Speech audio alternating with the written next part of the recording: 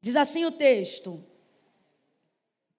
apertando a multidão para ouvir a palavra de Deus, estava ele junto ao lago de Genezaré, e viu 2 barcos à beira da praia do lago, mas os pescadores, havendo desembarcado, lavavam as redes.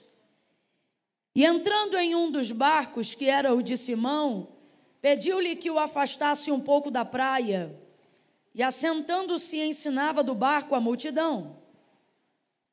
Quando ele acabou de falar, disse a Simão: faze-te ao mar alto e lançai as vossas redes para pescar. E respondeu-lhe Simão: mestre, havendo trabalhado toda a noite, nada apanhamos, mas sobre a tua palavra lançarei as redes. E fazendo assim, eles escolheram uma grande quantidade de peixes, de modo que se lhes rompia a rede. E fizeram sinal aos companheiros que estavam no outro barco, para que fossem ajudá-los. E eles foram e encheram ambos os barcos, de maneira tal que quase iam a pique. Diga amém por essa palavra. Se assente glorificando a Deus aí nessa noite. Oh, você que pode, né? Quem não pode, fica de pé dando glória. Que é para esquentar o sangue e a coluna não doer, o esporão ser curado. Eu profetizo que quem está de pé hoje vai receber primeiro. Aleluia. Porque não é fácil, eles estão pagando um preço maior, né? Glória a Deus. Eu vou contar de 1 a 3 e quando eu disser 3, você vai virar em direção à pessoa que está ao seu lado e já vai começar a liberar para ela uma das palavras que Deus colocou ao meu coração. Uma palavra que vai determinar o rumo profético daquilo que Deus confiou para a nossa vida nessa noite como verdade profética. Vou pedir para você segurar o fundo hoje só um pouquinho, só no início. Daqui a pouco você sabe, né? A gente vem junto. Mas é porque no momento eu preciso me alinhar aqui. Você sabe, eu não posso chamar Jesus de Genésio. Eu não posso botar Moisés na cova, nem dizer que Daniel abriu o mar. Mas não vai embora não, tu fica sentado aí que daqui a pouco a gente volta junto. No 3, você vai liberar uma palavra e vai dizer para esta pessoa desse jeito: não é por necessidade. Calma que eu não contei até 3 ainda. Vai, eu que estou cansado de tu que está confusa. No 3, quando eu disser 3, você vai virar para ele ou para ela e vai dizer: não é por necessidade.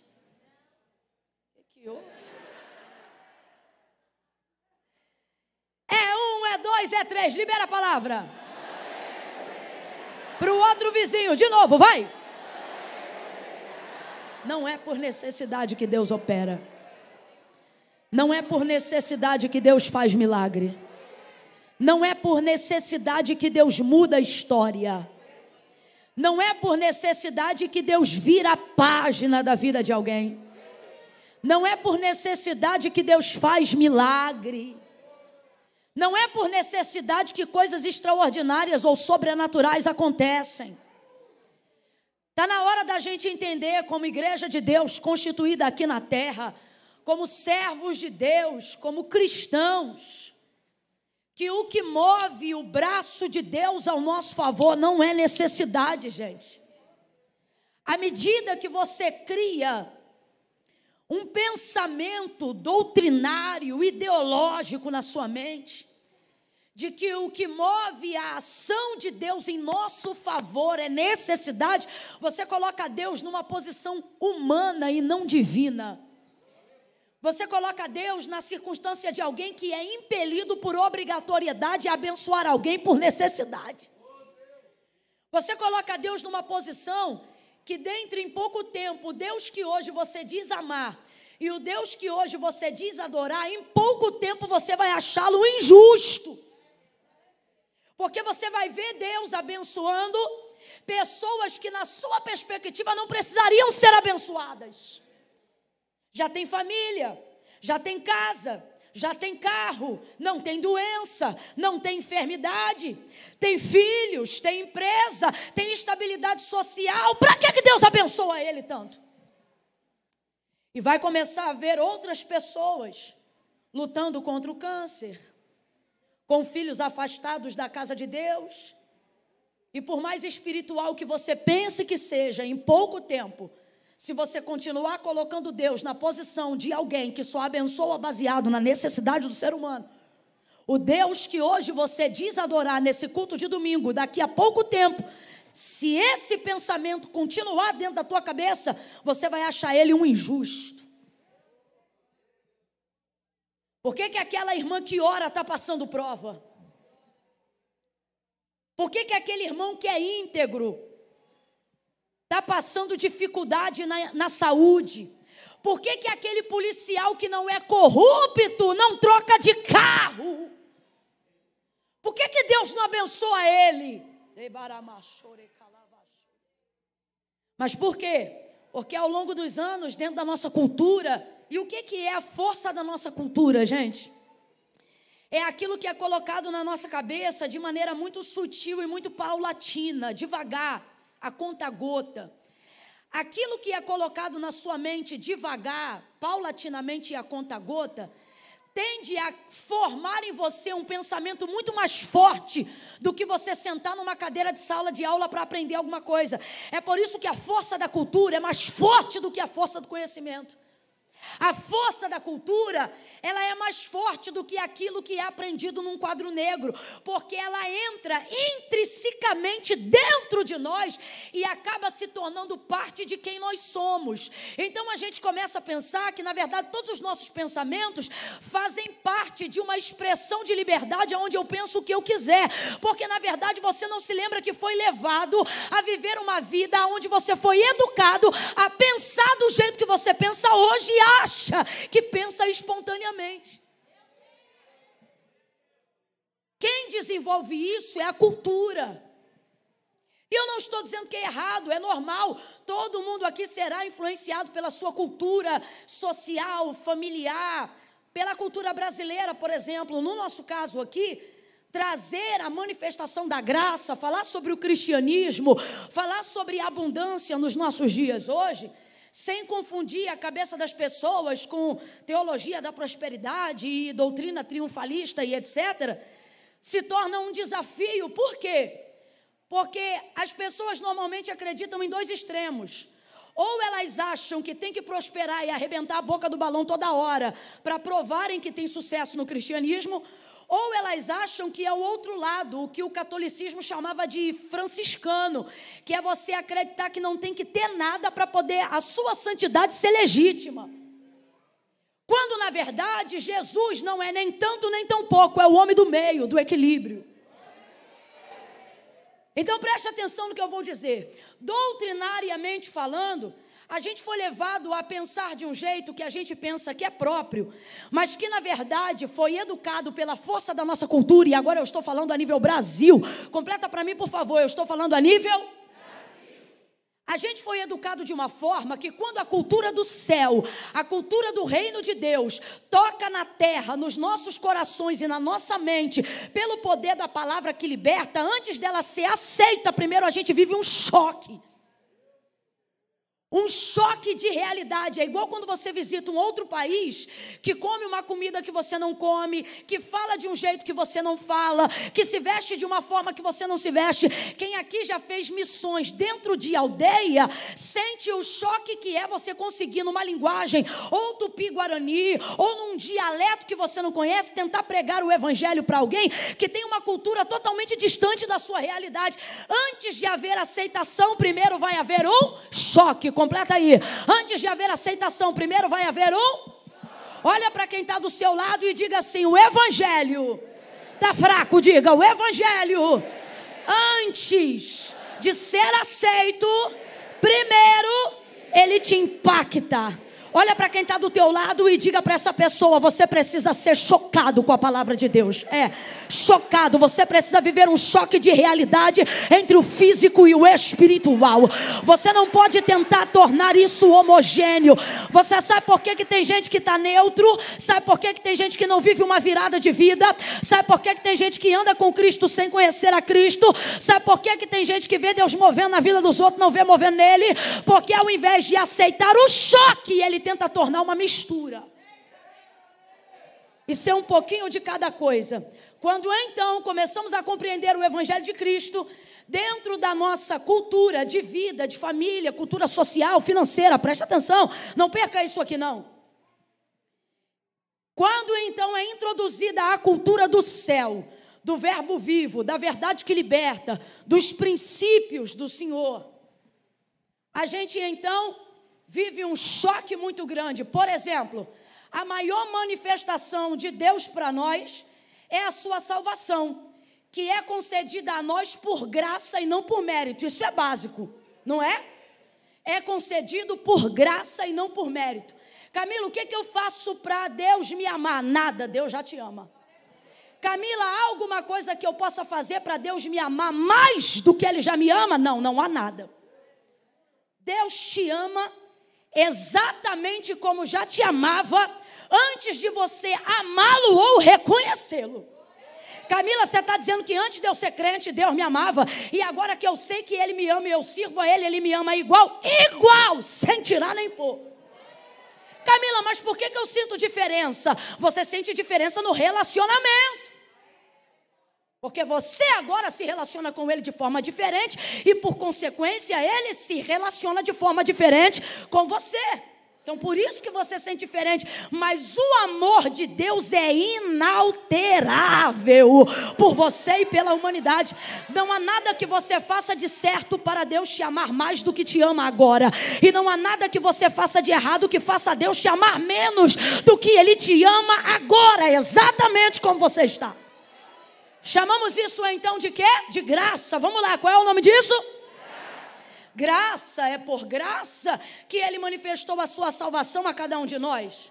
Quando Jesus fala sobre a obra da salvação, e Ele ensina no sentido de fazer o homem compreender o que é a obra da salvação, falando isso aos seus discípulos, Pedro, ao ver a expressão de Jesus sobre como será feita a obra da salvação, vai ter uma palavra em sua boca. Ele vai dizer assim a Jesus: mas, Senhor, então é impossível ao homem salvar-se a si mesmo. Jesus não diz que não é. Jesus vira para Pedro e diz: exatamente, é impossível.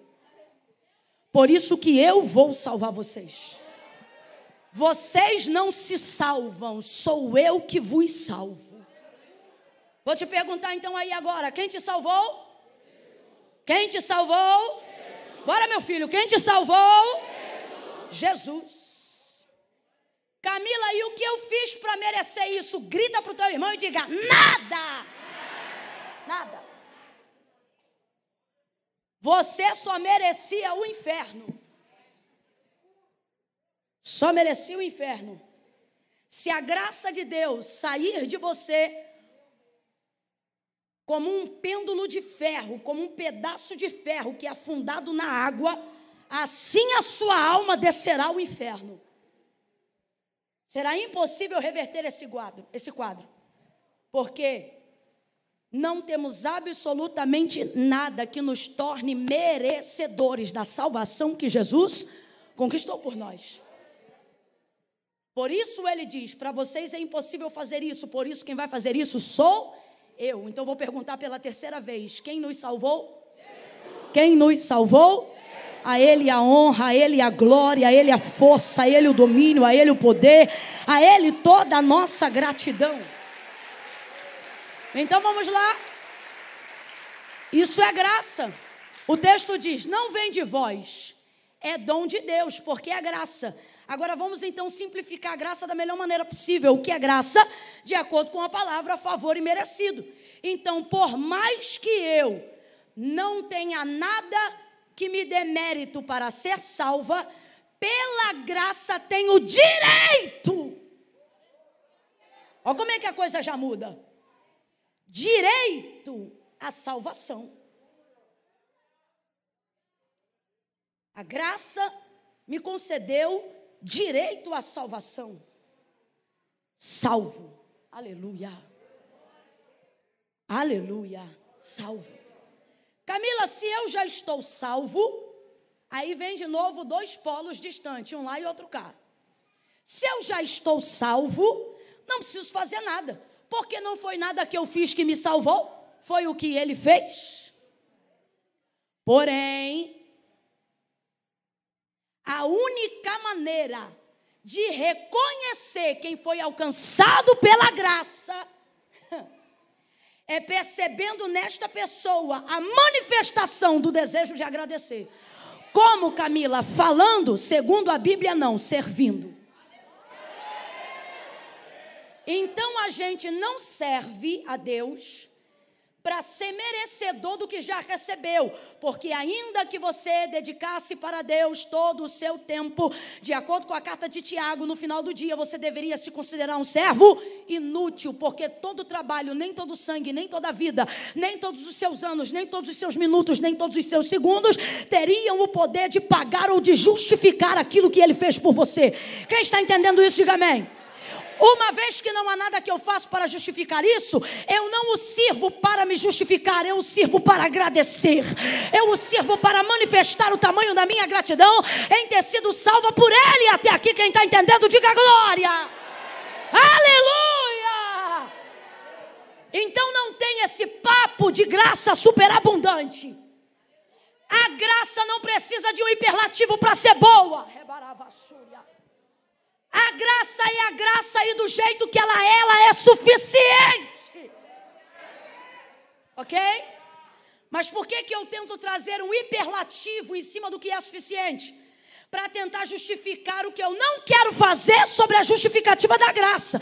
Camila, eu não entendi, vai entender agora. É essa cambada que não quer mudar de vida, porque não dá para chamar de povo. Porque povo se rende, povo é submisso, povo é ovelha, povo tem pastor, povo é orientado. Então não dá para chamar de povo. É essa cambada que não quer se submeter, que não quer renunciar, que não quer demonstrar gratidão por intermédio de serviço como linguagem do seu amor, que já premedita os pecados que não vai renunciar sobre a justificativa de que eles já foram pagos. Isso não é amor, isso não é gratidão. Segundo Paulo, isso é gente que, se tivesse Jesus em carne diante deles, repetiriam o processo do Calvário todo dia. O que Paulo está dizendo é que quem age assim crucifica Cristo todo dia e no final do dia pisa no sangue dele. Não sou eu que estou dizendo, o apóstolo Paulo disse isso, só estou reproduzindo. Esse é um polo. E qual é o outro polo? Os santarrões. Qual é o outro polo? Os que acham que, se santificarem demais, poderão pagar a santidade, ou melhor, a graça que receberam, sem saberem que, na verdade, no final de tudo, vão queimar no mesmo fogo do inferno que qualquer pecador que não tenha reconhecido a Cristo. Por quê? Porque pecaram no adultério? Não. Porque usaram drogas? Não. Porque tinham vício de pornografia? Também não. Mas porque tiveram um pecado que é tão degradante como qualquer outro. Qual, Camila? O orgulho da santidade.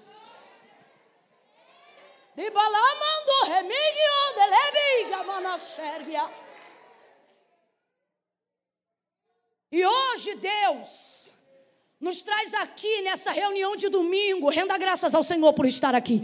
Renda graças ao Senhor por estar aqui. Oh, glória!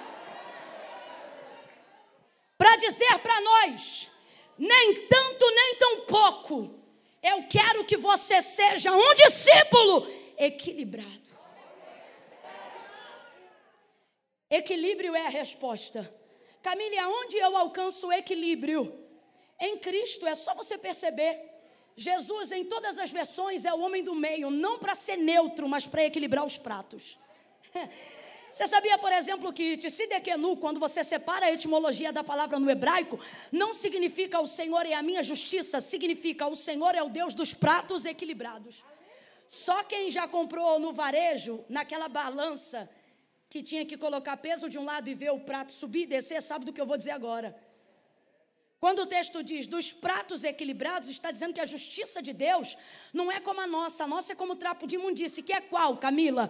Para você ver justiça ser feita, na visão humana, é sempre assim. Para alguém se dar bem, o outro tem que se dar mal. Para você sentir que justiça foi feita, alguém tem que ser preso. Essa é a justiça dos homens.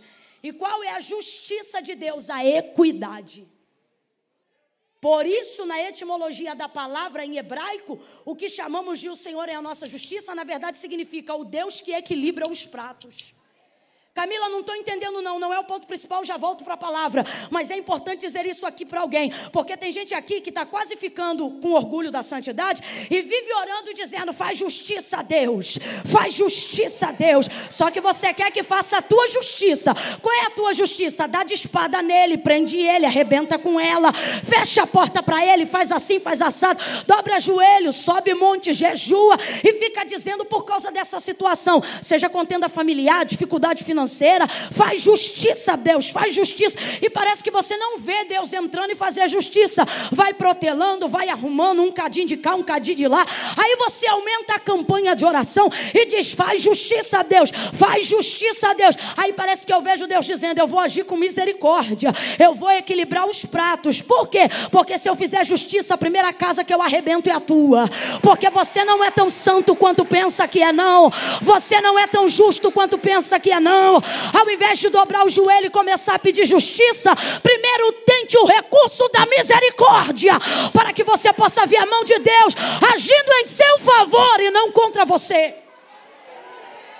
O que chamamos de justiça, segundo a nossa visão, para Deus é vingança.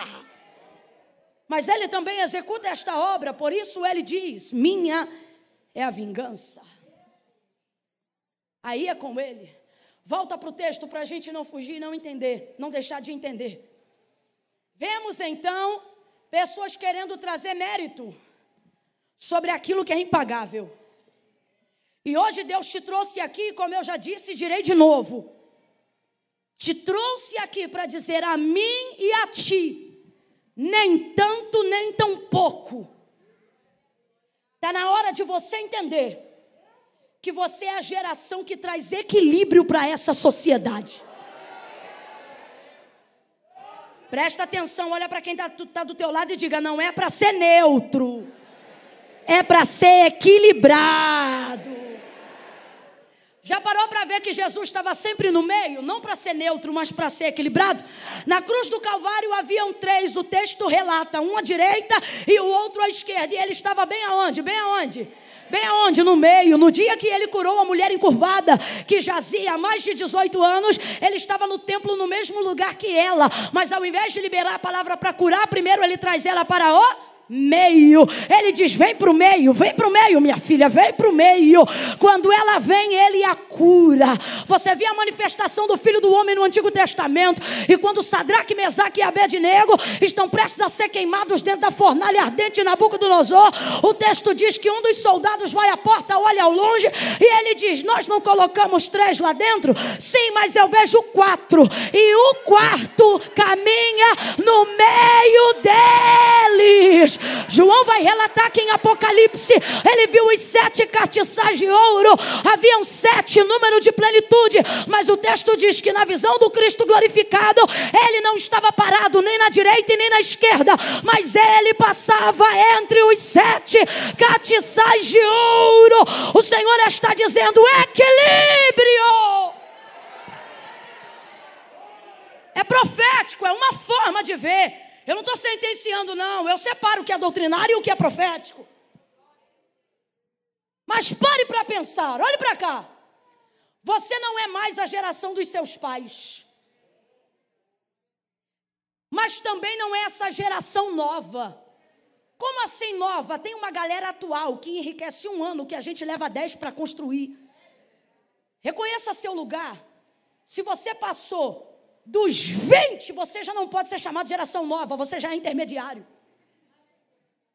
Eu não estou falando, isso não é sobre ser velho ou ser novo, é sobre discernir os tempos. Eu sou da época que um homem de 40 anos podia ser galã da TV. Hoje o cara de 40, que ainda é um galã, faz o papel de avô. Porque eles botam quase uma criança para contracenar a protagonização da trama. Por quê? Porque não é mais atraente. Então presta atenção. No mundo, na vida, na igreja, na área espiritual, nem tanto e nem tão pouco, vez ou outra, a gente também se sente totalmente fora de contexto. Você pensa, eu não sou tão raiz quanto os meus pais. não vivia as experiências dele. Vamos falar a verdade? Tem filhos aqui que o pai foi sobrenatural, mas o que restou para você foi contar a história do que ele viveu. A vida não te permite levar a vida que ele tinha. Hoje você tem televisão, tem entretenimento, aí você diz, papai era mais santo, mas era um pouquinho mais fácil também, porque ele não tinha nada. Você desculpa, mas eu sou honesta. Estou aqui para glorificar Deus, não estou aqui para glorificar homem nenhum. Claro que isso não tira de nós, todo sacrifício. Irmãos, nós não somos apesar deles, nós somos por causa deles. Se não fossem os pais na fé, os homens de Deus, as mulheres pioneiras, que protagonizaram questões do século 21, que hoje só não são problemas para nós, porque eles desbravaram no peito e na raça, arrancando o toco, fazendo o nome de Jesus conhecido, sem Orkut, sem Facebook, sem Instagram, fazendo culto no meio do mato e atraindo multidão debaixo do poder de Deus. Então eu quero que você entenda, eu não estou aqui para falar mal, eu só estou aqui para você entender qual é o seu lugar.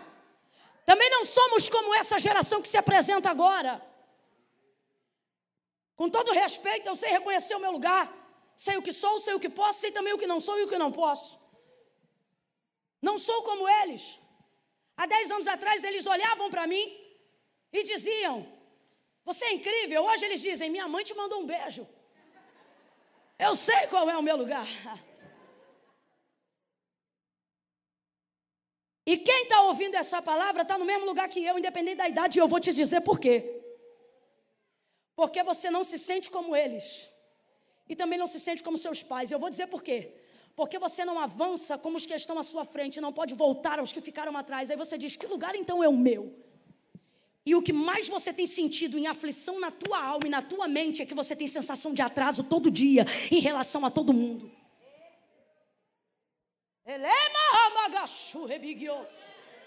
Você não está em depressão porque não tem dinheiro. Você não está em depressão porque ainda não tem namorado. Essas questões podem te incomodar, mas não são as questões fundamentais. O que perturba a tua mente é olhar no Instagram, ver que as pessoas têm uma vida resolvida e você ainda não sabe qual é o seu lugar. Não me sinto como eles, os da frente. Também não me sinto como eles, os de trás. E essa geração está ficando com a mente bugada, perturbada, porque não entendeu que você não tem que ser os da frente e não tem obrigação de reproduzir os que os de trás fizeram, porque você é a geração que vai trazer equilíbrio entre as duas partes.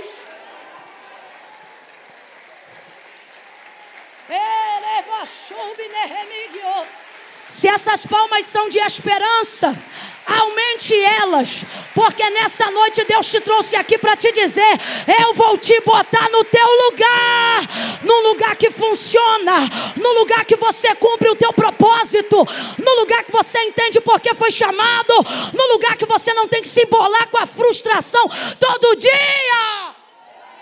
Olha para quem está do teu lado e diga, você tem um lugar.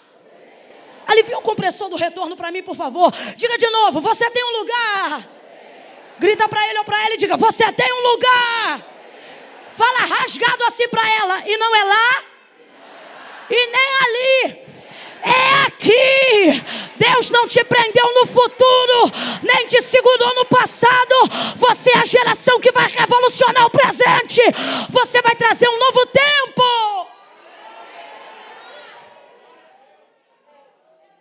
Ouça isso tudo que eu estou falando, porque hoje eu vou pregar de trás para frente.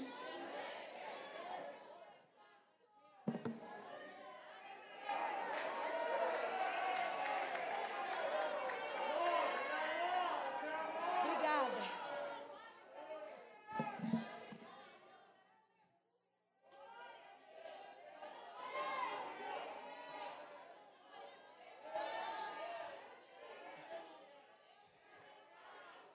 Ao invés de ficar me secando, prega para alguém aí agora e diga, eu vou para o meu lugar.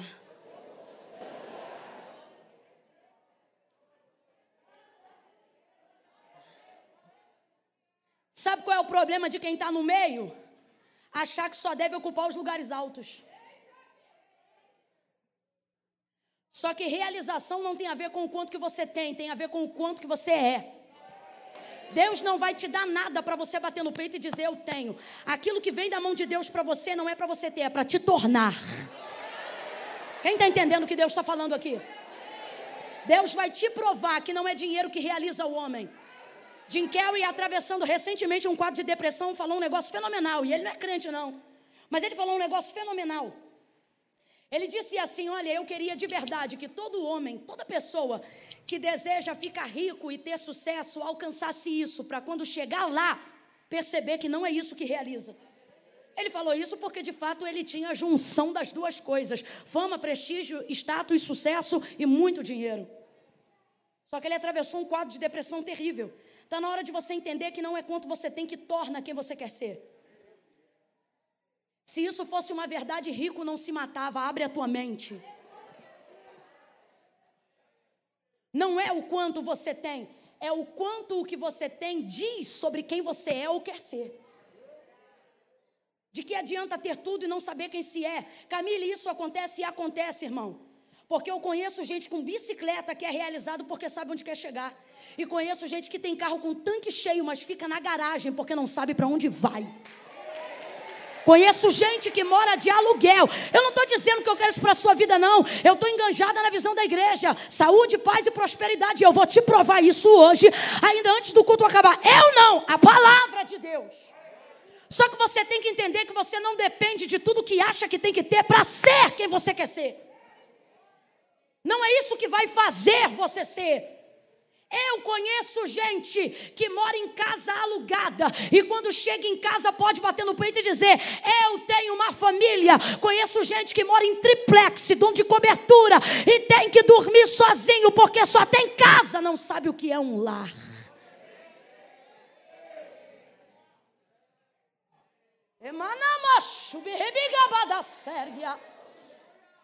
Por muitos anos na casa da minha avó nós dormimos no chão, porque não tinha cama. E quando o tempo passa e você cresce e conhece coisas como depressão, insônia, síndrome do pânico, síndrome do pensamento acelerado, ou visita casas que não têm paz, aonde o demônio perturba o sono das pessoas a madrugada inteira, aí me faz dar glória a Deus pela esteira de palha que a gente tinha na casa da minha avó. Hoje não moramos mais assim, não vivemos mais assim, porque Deus prosperou, Deus tem abençoado. Mas por que eu estou dizendo isso? Para você entender que tem gente que tem cama que você quer ter, mas não tem o sono que você tem, dormindo aonde você dorme. No dia que você tiver cama boa, mas não tiver sono, você vai dizer, eu troco essa cama por qualquer chão. Porque de que adianta ter cama se você não tem? Sono é vida. Sono é vida. Mas você não perca o foco não, porque agora os que dormem muito estão dizendo para os que não querem ver ele dormir tanto, dizendo, tá vendo aí? Ó, Deus está falando. Volta o seu olhar para cá. Cessa essa conversa. Você entendeu o que eu quis dizer?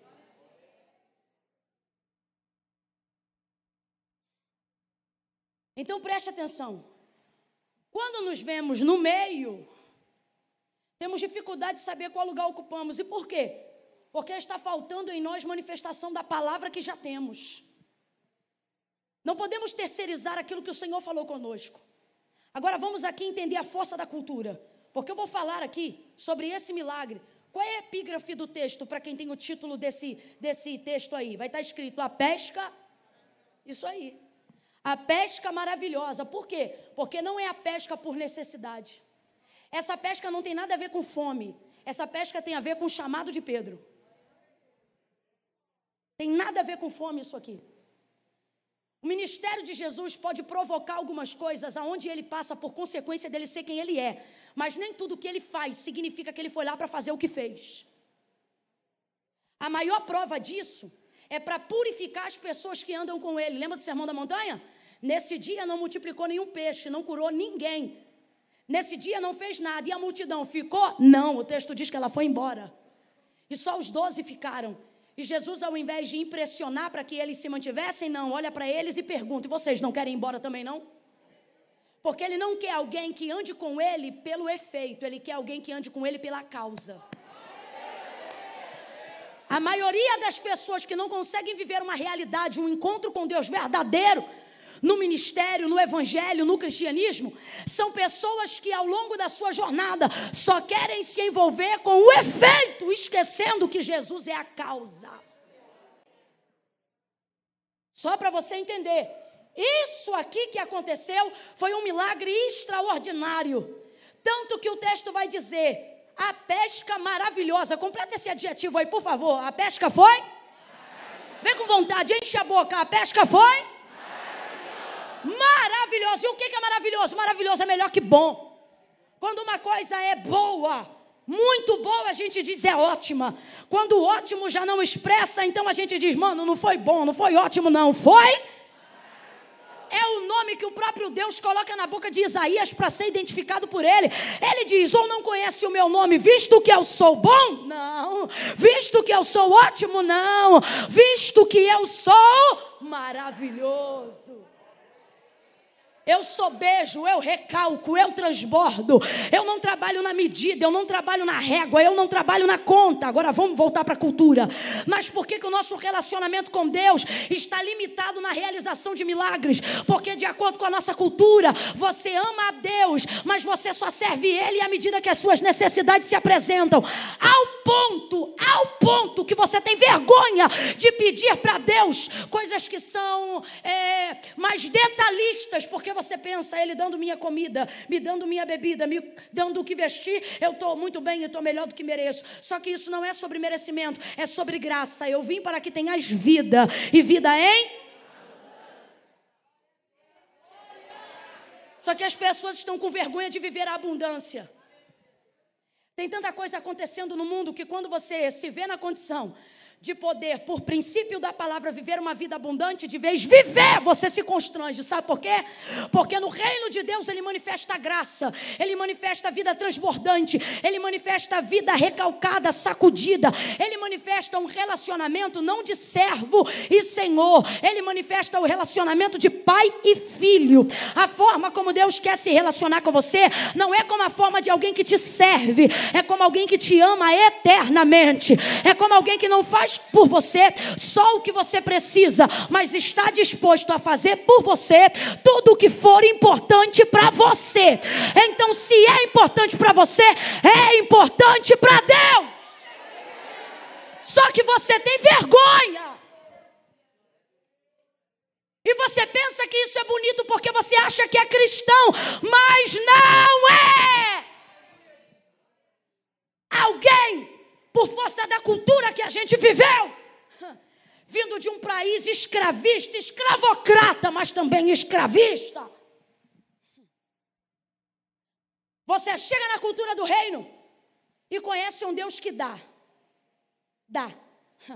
O texto não diz que Ele negocia, o texto diz assim sobre o caráter de Deus. Deus dá. A gente não cresceu com isso não, a gente cresceu ouvindo na casa do bom homem, quem não trabalha.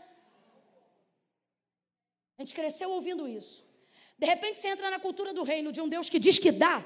Você começa a pensar, e o que eu tenho que fazer para receber? Então você começa a se santificar. Não porque você quer se aproximar de Deus, mas porque você quer obrigar Deus a se aproximar de você. Tem diferença. Para quê? Para tentar se justificar. Para tentar se achar um pouco mais merecedor de receber um pouco mais. E quando os apontamentos de quem não concorda com o que você recebeu por causa do relacionamento que você tem com Deus começarem a vir na sua direção e dizer, olha a vida dela, olha a vida dele, você consiga continuar sendo abençoado apesar de ser criticado. Por quê? Porque na sua mente você pensa, eu estou pagando preço. Desculpa, com todo respeito, olha para quem está do teu lado e diga, está tudo errado.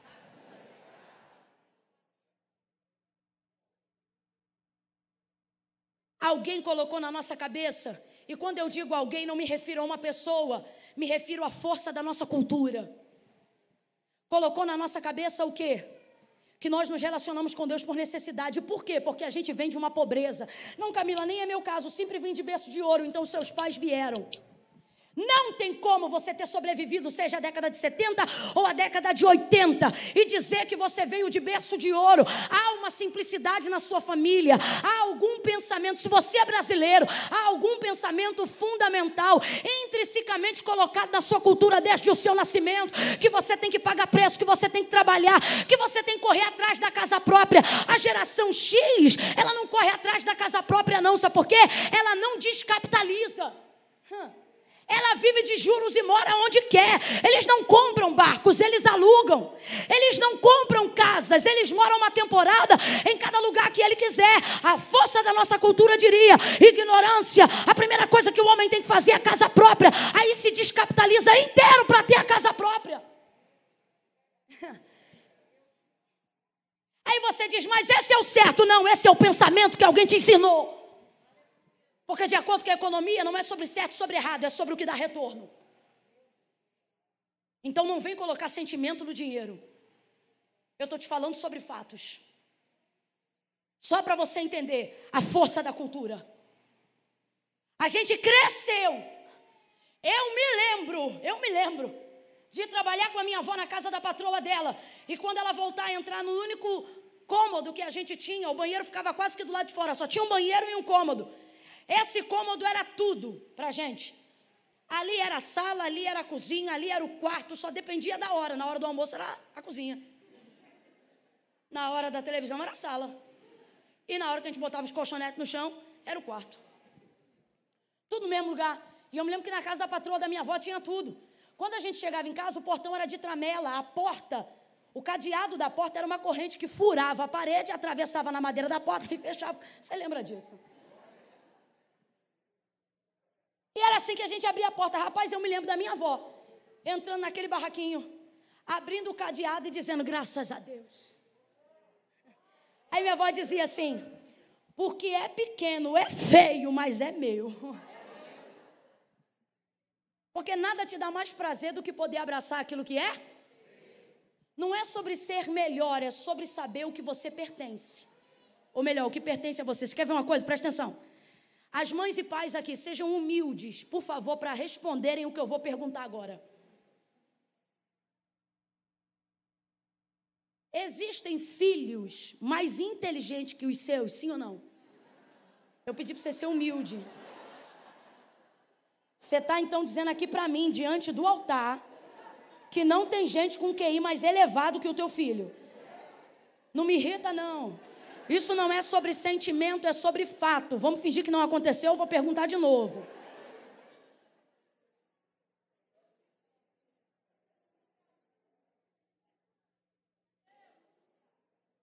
Se você for sincero, você vai entender a revelação. Senão, você vai continuar fazendo o que todo mundo faz por repetição e não por entendimento. Então, vou perguntar de novo. É a última chance. Seja humilde. Porque a humildade precede a honra. Isso não é sobre o quanto você ama ele, ok? Então, para de loucura. Existem filhos com capacidade de QI, substância neural, intelectual. Poxa, é ciência, não é sentimento. A grosso modo, mais inteligente que seus filhos, sim ou não? Oxe, obrigada a Deus. Sim, agora presta atenção. Você trocaria algum dos seus filhos por um filho que não é seu, por ser mais inteligente que o seu? Por ser mais bonito que o seu? Por ser mais estratégico que o seu? Por ser mais engraçado ou bem-humorado do que o seu? Se bem que tem uns pais de adolescente que agora pensaram assim, olha, pensando bem. Tô brincando, mas olha aqui. Então vamos lá, você trocaria? Porque não é sobre ser mais, é sobre ser seu. Não interessa se é mais ou menos, ele é. Mateus capítulo 15, verso 21 em diante. Lembra da cananeia? Filho de Davi, tem misericórdia de mim, que minha filha está miseravelmente endemoniada. A menina estava endemoniada, mas ainda era o que dela? que essa mulher está dizendo? Como ela está, não muda quem ela? Ela está endemoniada, mas é minha filha. É minha. Nada é mais prazeroso. Nada te dá mais dignidade. Nada te dá mais honra do que olhar para algo ou para alguém, e independente de como está, poder dizer: isto aí é meu. É barrigudo, mas é meu. É cachaceiro, mas é meu. Está desviado, mas é meu. Eu moro no Rio de Janeiro. Não é difícil, num momento de confronto na comunidade, você vê uma mãe entrando na frente de um fuzil. O filho dela está todo errado, mas é dela. É dela. Porque nada te dá mais sensação de pertencimento do que poder chamar uma coisa ou uma pessoa de sua. Isso é tão forte que quando você apresenta alguém que seja seu pai, sua mãe, sua irmã, seus filhos, você não apresenta nunca um filho. Por exemplo, a senhora tem filhos? Diga o nome de um. Nicole. A senhora, quando apresenta a Nicole, a senhora diz assim: olha, está aqui a Nicole. Tenta lembrar, é assim que a senhora apresenta? Não. A senhora apresenta dizendo assim: está aqui, quem é? É minha filha. É minha filha. Você que é casado, coisa mais rara do mundo, é quase que não existe. É uma esposa apresentar um esposo, no meu caso, o nome do meu é Eduardo. Eu não chego a apresentar, a pessoa chega, diz, tem umas irmãs alegres. Aí chega e diz: quem é? Eu não digo, é o Eduardo. Eu digo, é meu marido. É meu esposo. Mas fora a brincadeira, não é é natural. Está aqui, ó, quem é? É meu filho. Se dependesse desse povo, como a gente, que tem senso de pertencimento, a gente não quer saber o nome de ninguém. Quem é fulano? É filho do ciclano. Quem é ciclano? Filho do fulano. A gente conversa assim em casa. Quando você lança o nome de alguém que você conhece, mas não é apresentado por você, mas é apresentado pelo pertencimento de alguém, olha como é que a conversa fica. Menina, tu não sabe o que aconteceu. O quê? Filhinho da Dete saiu de casa. Quem é Dete? Ué, marido da Cristina. Ué, mas quem é esposo da Cleide, da farmácia do seu Pedro? Você vai nas áreas de pertencimento para identificar a pessoa. Então eu me lembro, para a gente não perder aqui a ideia, eu me lembro da minha avó entrando naquele barraco que não tinha nada, a casa da patroa era muito melhor. Dava um ódio. Na casa da patroa eu limpava banheiro, mas brincava na banheira. Na casa da patroa eu limpava a varanda, mas brincava na piscina. Na casa da patroa eu limpava o quarto das crianças e brincava com os brinquedos da criança. Eu nunca tinha visto uma Barbie original. Eu ficava, quando chegava em casa, rapaz, a gente era tão pobre que a nossa vassoura era de mato. Tu lembra? Nosso negócio de tapar o tanque era espiga de milho.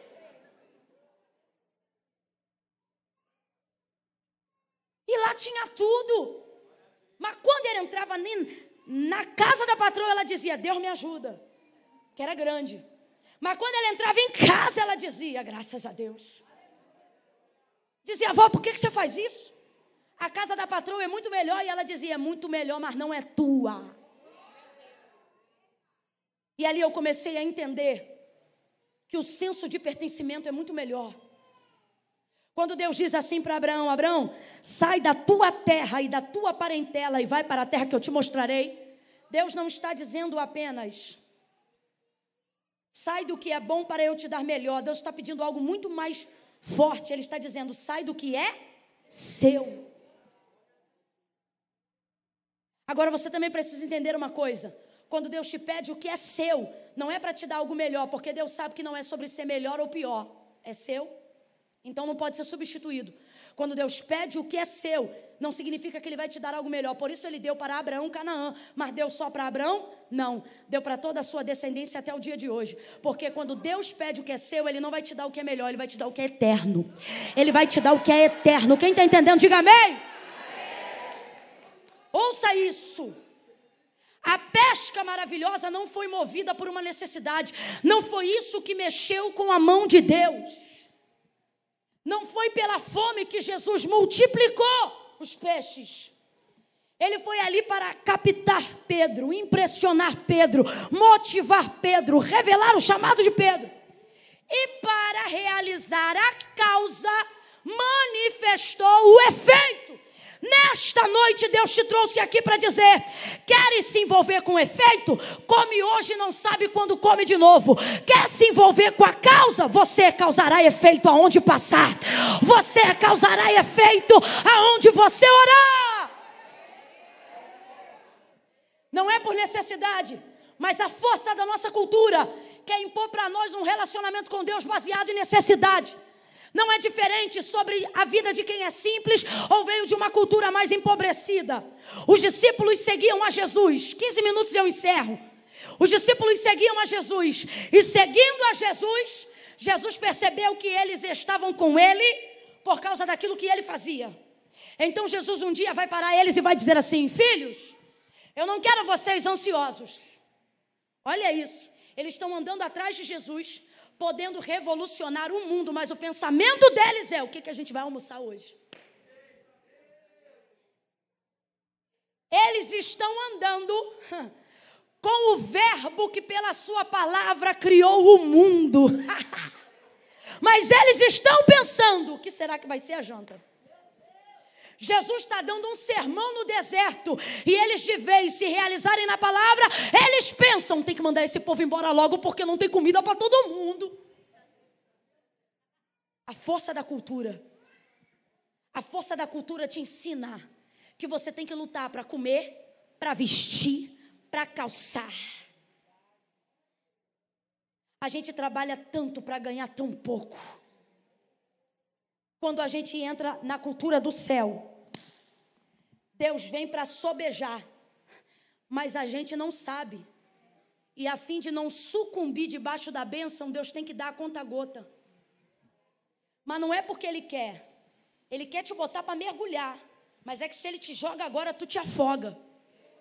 Porque na força da cultura, alguém disse para você que você não está pronto para viver isso. Mais do que isso, sem você perceber, foi incutido na tua cabeça que isto não é para você. Por isso, quando você bota uma roupa muito cara, ao invés de desfrutá-la, você tem medo de rasgar. Você está rindo, mas isso é muito sério.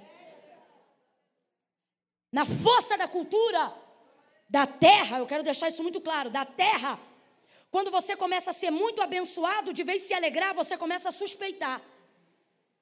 Porque a vida da gente é de tanta guerra, de tanta peleja, que quando Deus diz: agora eu vou te abençoar, e tudo começa a dar certo, de vez você se alegrar, você fica em casa assim: vai acontecer alguma coisa. Fala a verdade. Vai dando uma angústia na tua alma. Tá tudo tão bem, tá tudo tão em paz, que você começa a pensar: vai dar desgraça, o telefone toca, a tua mão já sua. Você pensa: é tragédia. Só pode ser, porque tá tudo muito bem. Você começa a mostrar para Deus que não está pronto para ser abençoado. Sabe por quê? Porque a cultura da terra ainda te choca mais do que a do céu. Mas hoje Ele te trouxe aqui. Oh, meu Deus, quem tem ouvidos, ouça o que o Espírito diz à igreja. Hoje Ele te trouxe aqui para te dizer: a cultura da terra te choca, mas não te transforma. A cultura do céu te sustenta, te garante, te alimenta, te levanta. A oração do Pai Nosso não é: deixa eu tocar no céu como eu vivo na terra. Não! Olha para quem está do teu lado e grita, diga não!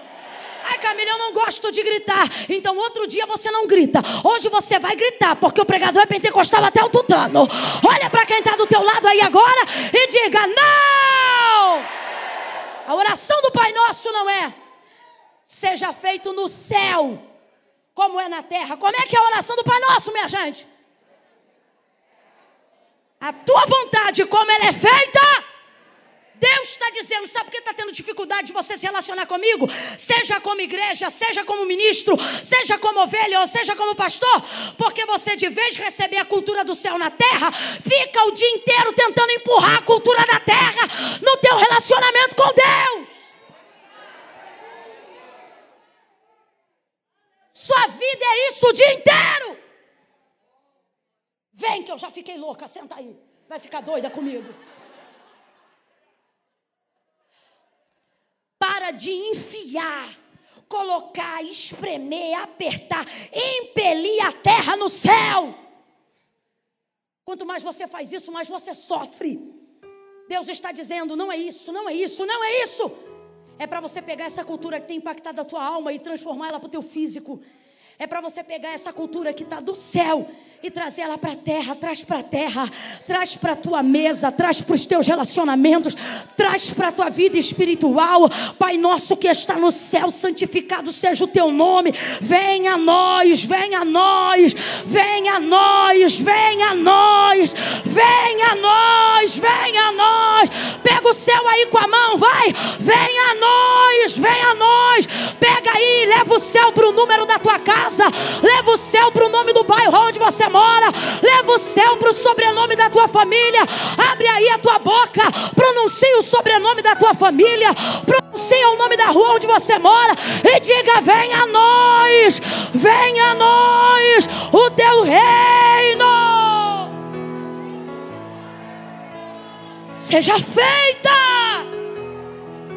Não é a vontade da Ibovespa, não é a vontade do dólar, não é a vontade do Bolsa Família, não é a vontade do Itaú, do Bradesco, não é a vontade de ideologia, não é a vontade da imprensa, da mídia. Venha o teu reino e seja feita a tua vontade. Assim como é, porque no céu não será, no céu é agora.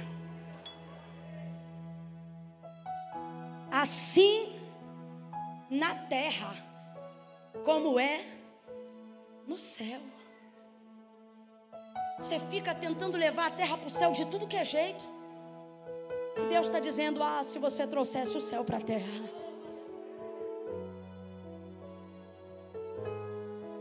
Você entenderia que o que eu tenho para você é mais do que o teu sangue determinou.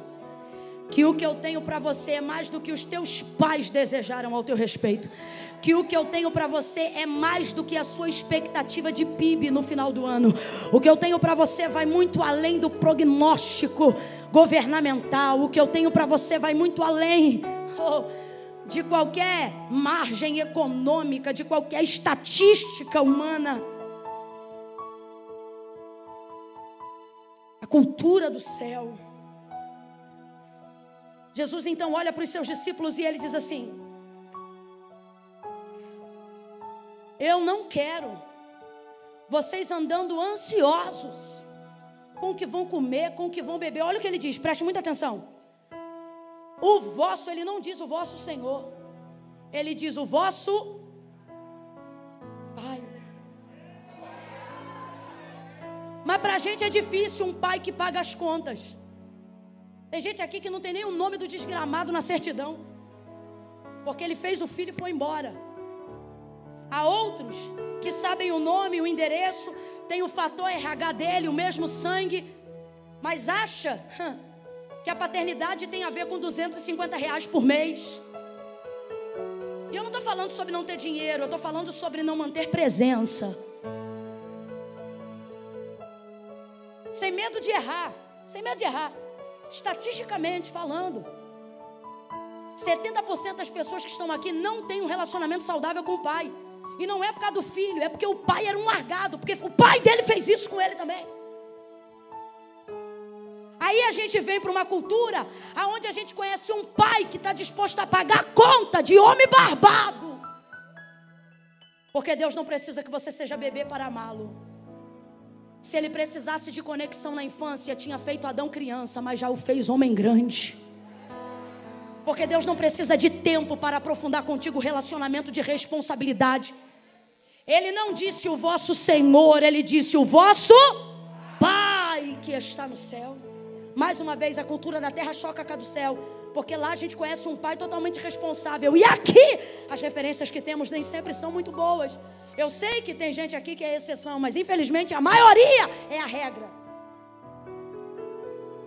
Vosso Pai que está no céu, olha o que ele disse. Sabe, vosso Pai que está no céu, vem meu povo, vosso Pai que está no céu, de tudo que vocês precisam, ele sabe. Se eu fosse simplificar isso aqui, sabe o que Jesus está dizendo? Pare de gastar tempo orando por aquilo que o Pai de vocês faz, sem vocês pedir. Não, pode não gostar do que eu estou dizendo, porque vai ver a meritocracia já está tanto na tua cabeça, que você acha que é heresia. Mas a interpretação do texto é basicamente essa, você sabe por quê? E eu te provo. Quem aqui tem filho de 12 anos para baixo, levanta a mão. Maravilha, baixa a mão. Quem é responsável por ele? Você por ele ou ele por você? Você por ele. Quando a conta aqui, qual é o nome da fornecedora de energia? Tira a máscara para eu ler o lábio de... Enel. Quando chega a conta que a Enel manda, você pega ela no correio e bota na mão do teu filho? Porque você se responsabiliza por ele, sim ou não? Sim ou não? Deus está dizendo, será que você nunca parou para pensar que eu já cuidava de você antes de você saber quem eu era? Ou você acha que só está vivo aqui porque tinha pai na terra? Porque tem gente aqui que cresceu sem pai e sem mãe, mas está aqui na presença de Deus chamando ele de pai. Sabe por quê? Sabe por quê? Porque tem gente que vai acordar amanhã respirando e não vai agradecer a Deus pelo fôlego de vida, e depois de amanhã ele vai continuar dando, vai continuar dando. Sabe por quê? Porque Deus é pai, e para quem é filho dele, ele faz por essas pessoas coisas que essas pessoas em tese nem precisariam pedir. Olha o que ele disse: eu não quero vocês ansiosos pelo que vão comer, beber ou vestir, porque o vosso Pai que está no céu de todas essas coisas sabe que vocês precisam. A gente gasta tempo de oração pedindo por necessidade, quando podia estar desenvolvendo relacionamento. Deus está dizendo, você gasta tempo me pedindo para filho, tá? Isso aqui é para filho. Camila, mas todo mundo é filho? Não, todo mundo é criatura. Filho é quem reconhece Cristo como filho de Deus. Para filho, quem está me ouvindo, repita após mim. Para filho, Deus está dizendo, tem coisas que você não precisa me pedir, eu vou fazer só porque eu sei que eu sou o seu. Então quando você for orar, entra no teu quarto e vamos desenvolver relacionamento. Coloca diante de mim o que você deseja.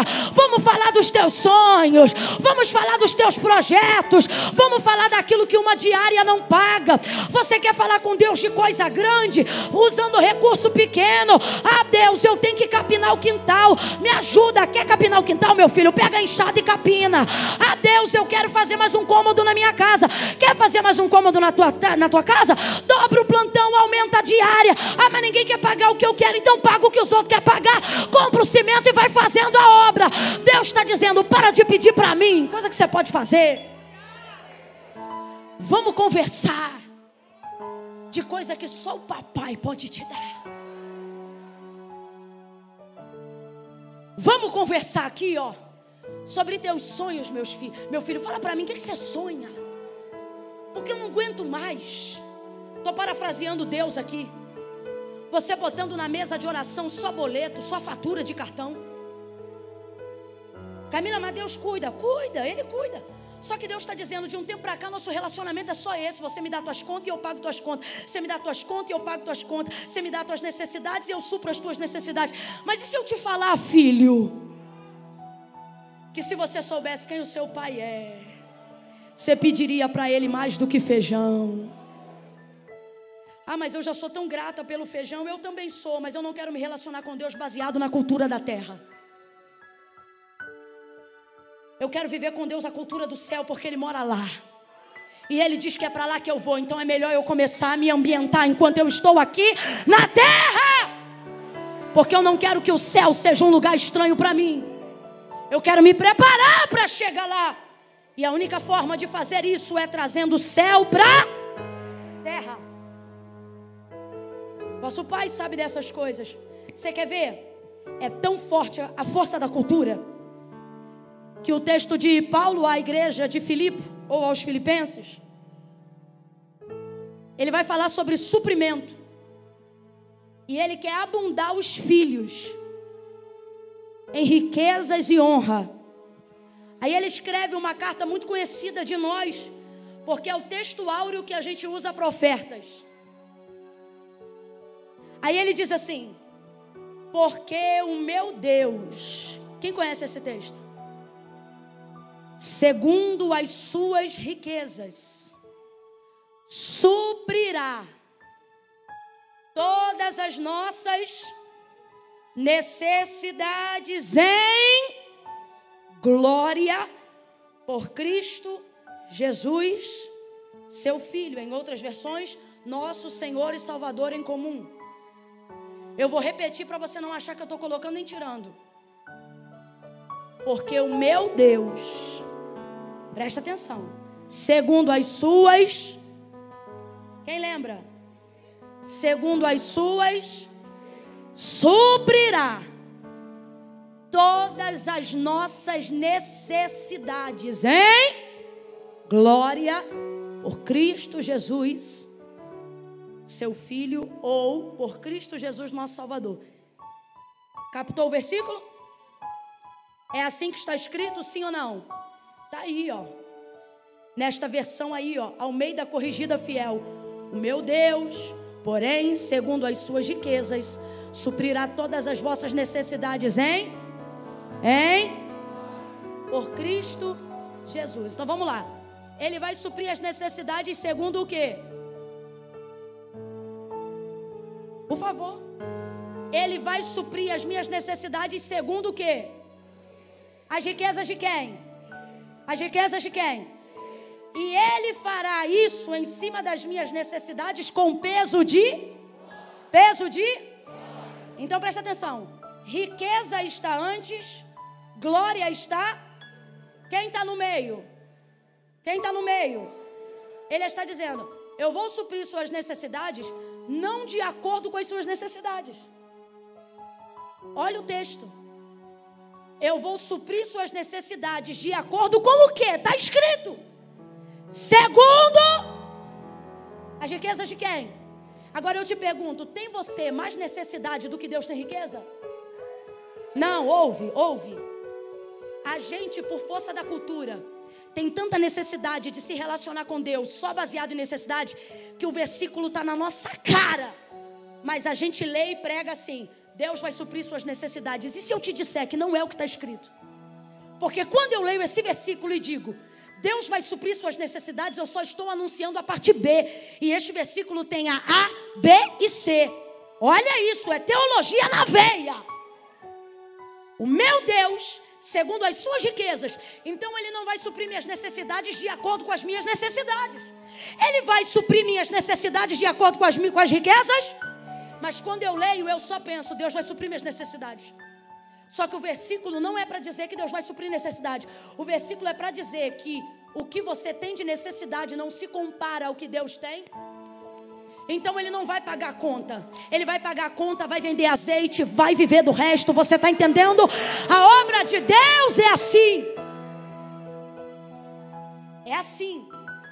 E no final isso tudo vai ter peso de? Porque será em e para aonde você vê glória, se a conta só for paga na medida do que ela tem. Isso é só suprimento.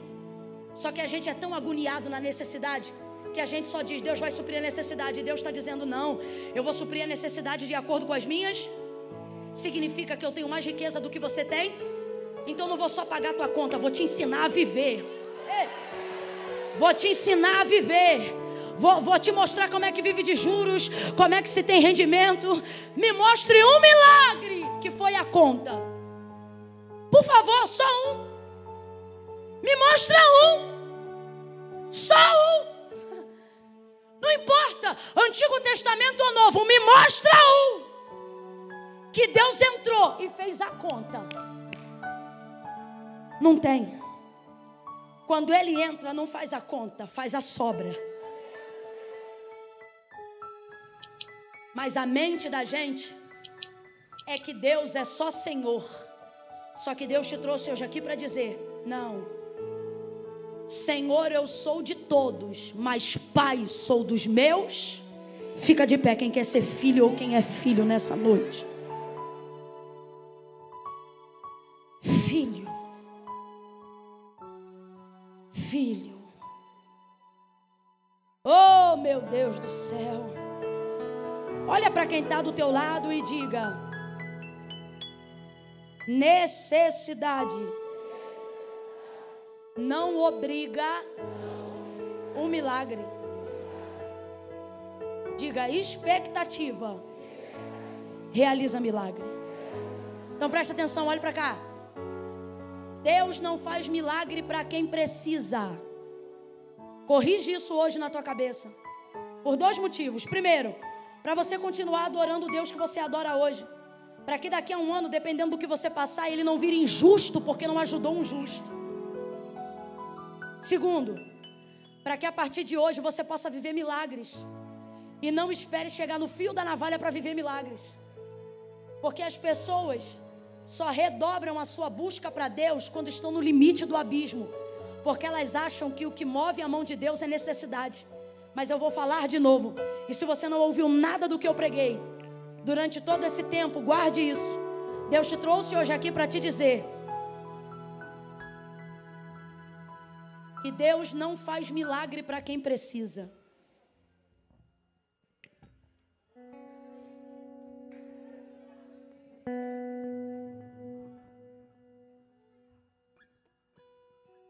Não, Camila, não. Está errado.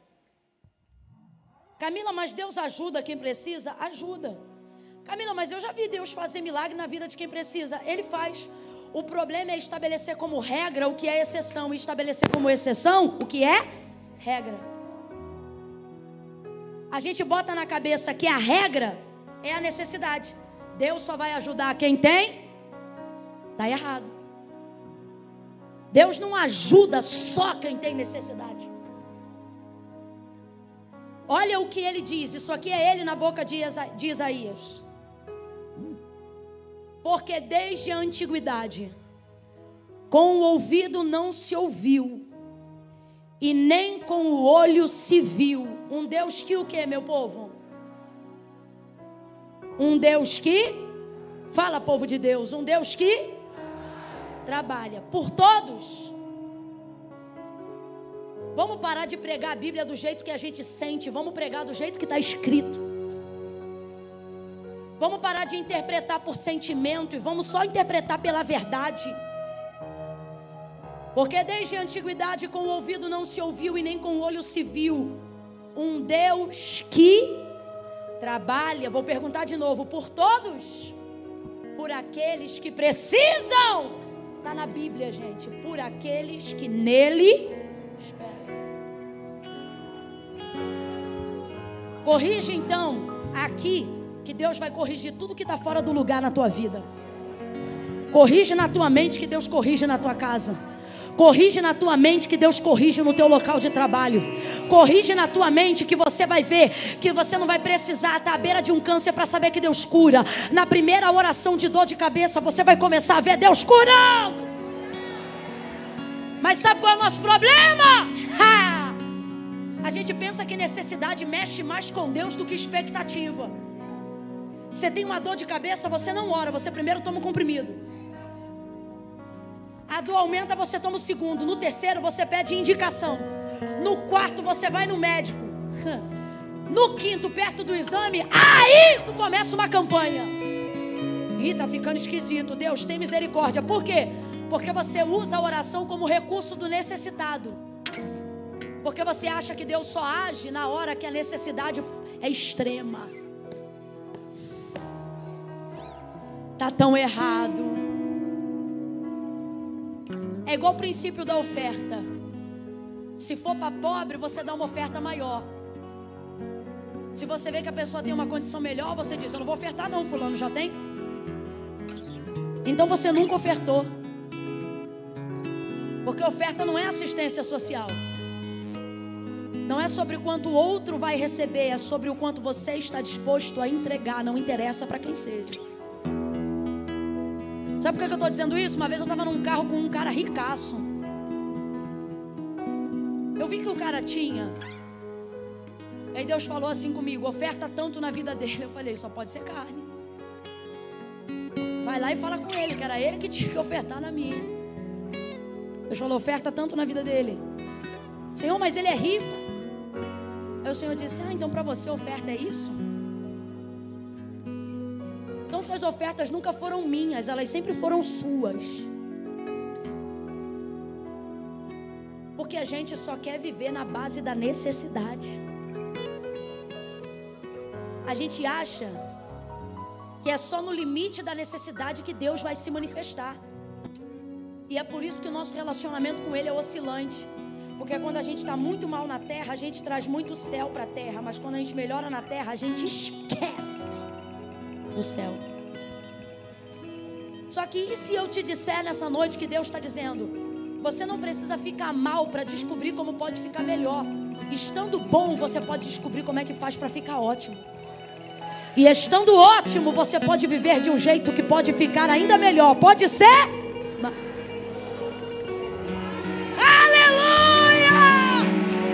Eu vejo o Espírito de sabedoria abrindo mentes nesta noite.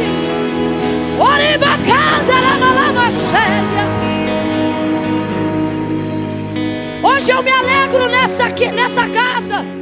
Hoje eu não sou nada não, mas hoje eu estou aqui me sentindo como Jesus do Sermão da Montanha.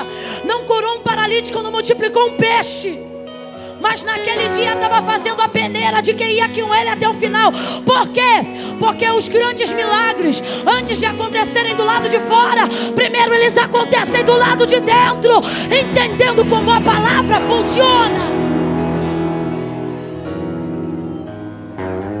Não é necessidade que provoca milagre, é expectativa. Na pesca maravilhosa,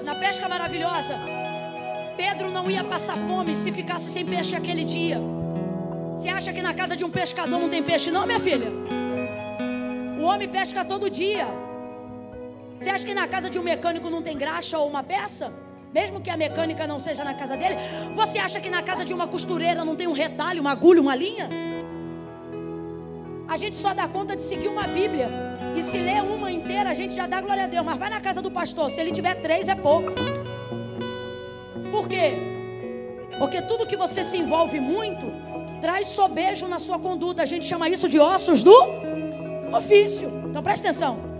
Se Pedro não comesse naquele dia, ou se ele ficasse sem peixe naquele dia, ele não passaria fome. E se aquelas pessoas não tivessem o peixe que Pedro pegou, elas também não passariam fome, porque elas distavam apenas 8 quilômetros de suas casas. Então presta atenção. Não tem nada a ver com necessidade, isso foi apenas consequência.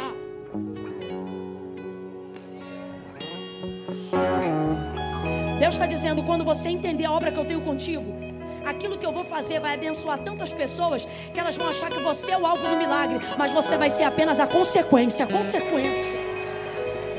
Aí ouça isso. Pedro pesca, lança a rede a noite inteira, não pesca nada. Quando ele vê Jesus pregando, ele ainda não sabe que é Jesus. Não sabe. Aí Jesus vai em direção a ele depois de ter pregado. Só que ele vê que tem uma multidão em volta dele. Então ele vê que está diante de um rabi, de um senhor, alguém que tem autoridade. Complete para mim, por favor. Alguém que tem, mas ele ainda não sabe que é Jesus. Aí Jesus vai em direção a ele, ele terminando de limpar as redes, e diz assim: volta ao mar alto e lança a rede de novo.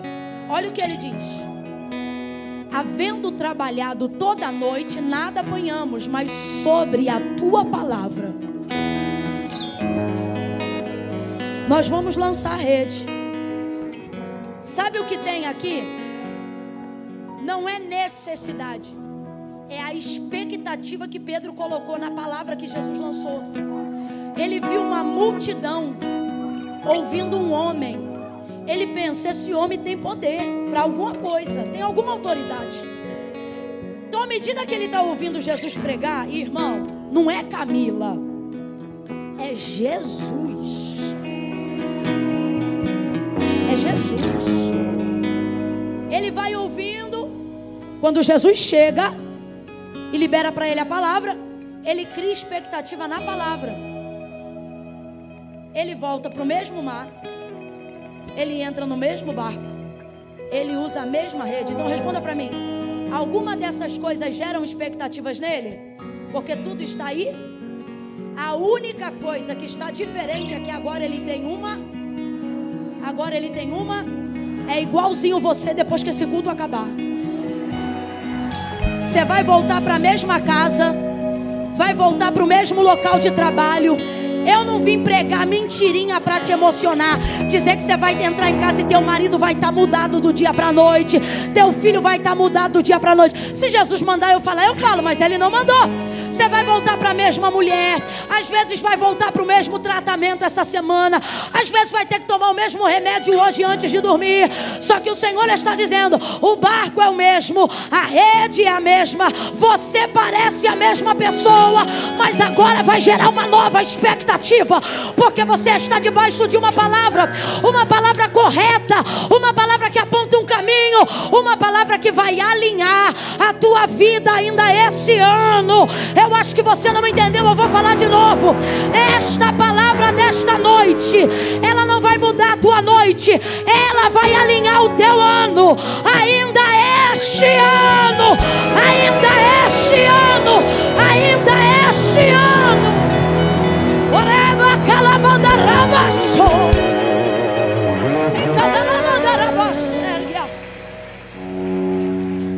Ainda esse ano.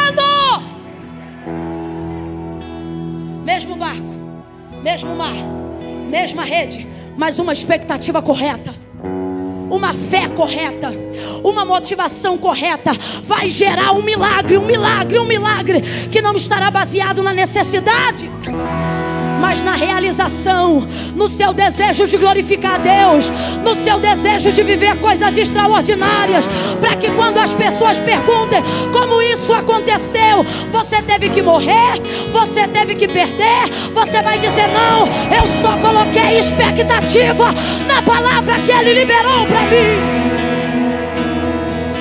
Corrige a expectativa. Pare de se relacionar com Deus por necessidade hoje. Corrige a expectativa. Comece a falar com Deus coisas que você só fala com amigos. Pare de dobrar joelho só para dizer: te agradeço por esse dia, entrego a minha noite em tuas mãos, coloco tudo aos teus cuidados, te peço perdão pelos meus pecados e te agradeço por tudo em nome de Jesus, amém. Dá de doido, filho. Dobra o joelho e diz assim: como é que o senhor está? O senhor está bem? Não relaciona com ele só por necessidade, não. Dobra o joelho e diga para ele: o senhor está precisando de alguma coisa?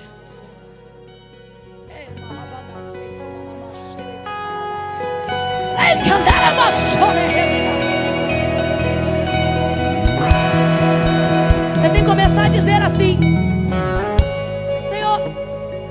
o senhor deseja fazer alguma coisa? Porque se o senhor desejar, o senhor sabe, né? Tamo aí.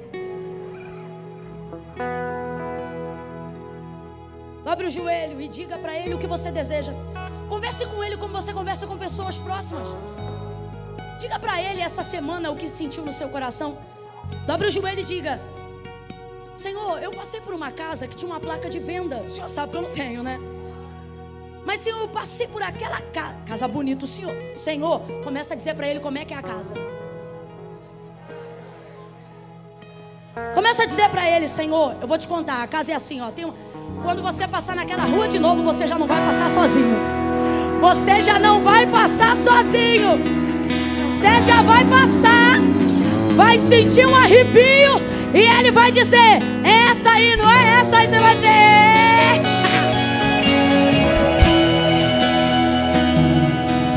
Você vai dizer: Deus, Eu sinto até vergonha de falar essas coisas com o Senhor, visto o que acontece no Brasil e no mundo. Mas, Senhor, eu só tenho o Senhor. É no Senhor que eu creio, é o Senhor que eu sirvo, é no Senhor que eu confio. É em Ti que está depositada a minha alma, a minha força, a minha confiança. A alegria dos meus dias vem de Ti, a minha força vem de Ti, os meus sonhos são para Ti. Eu não quero ter dinheiro para me vangloriar, eu não quero ter casa para mim vai descer. Eu quero viver uma vida onde as pessoas olhem e digam: como é que pode isso?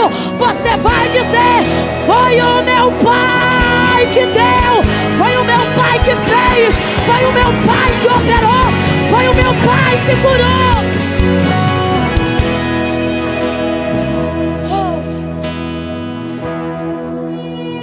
Diga para essa pessoa pela última vez, diga assim: não é por necessidade. Diga para ela: é por paternidade. Diga assim: não é por necessidade. Diga: é por expectativa. Ouça. Tendo dito tudo isto, entenda: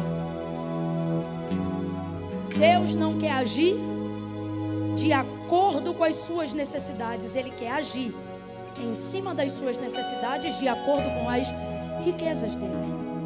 Deus não quer pegar peixe para matar tua fome. Ele quer pegar peixe para impressionar teu ministério, para impressionar as pessoas que estão olhando para você. Deus não é adorado apenas quando na prova você vai dando glória a Deus. Tão adorado quanto é na prova, também o é numa casa bonita. Ele não faz acepção. Tudo é para a sua glória. Só que tudo depende de que, ao invés de que você continue empurrando a terra para o céu, você comece a trazer a cultura do céu para chocar a cultura da terra. Quem está disposto a isso, levanta a mão direita que eu vou orar por você agora. Só quem está disposto. Camila, não me convenceu, não acredito nessa palavra, não concordo com nenhuma das bases de interpretações textuais que você utilizou. Não levanta a mão, porque isso não é por necessidade, isso é para quem crê. Isso é para quem tem expectativa. A medida da palavra é por medida da fé. Não tem fé para isso, não levanta a mão. Agora, Camila, faz sentido, eu entendi pela palavra. Deus abriu o meu entendimento enquanto você pregava. Coisas que eu realmente não entendia, abriu a minha mente. Camila, eu não estou mais me sentindo culpado em querer sonhar. Camila, eu não estou mais confuso. Levanta a mão então aí. Pai, no nome de Jesus, eu oro agora nesta noite pela minha vida e pela vida de cada um dos teus filhos que estão debaixo desta palavra. A cultura, seja ela brasileira ou seja ela qual for, a cultura da nacionalidade, a cultura da hereditariedade, a cultura da sociedade não vai mais